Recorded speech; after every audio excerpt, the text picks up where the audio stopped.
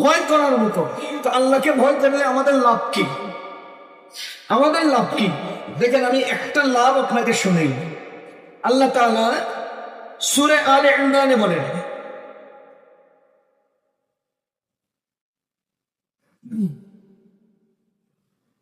زين للناس حب الشهوات من النساء والبنين والقناطير المقنطرة من الذهب والفضة والخيل المسومة والأنعام والحرث زين للناس সজ্জিত করা হয়েছে মানুষের জন্য, সজ্জিত করা হয়েছে মানুষের জন্য দুনিয়া।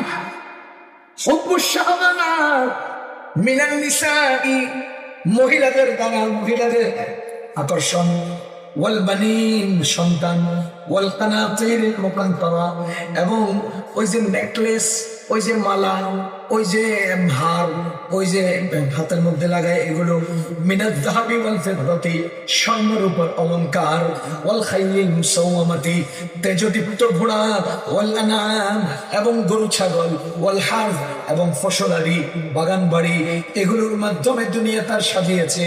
আল্লাহ বলেন যালিকা মাতাউল হায়াতিদ দুনিয়া, এটা হলো তার দুনিয়ার মাতা, দুনিয়ার জীবনের উপকরণ। ওয়াল্লাহু ইনদাহু হুসনুল মাআব, তার উপযুক্ত প্রত্যাবর্তন স্থল,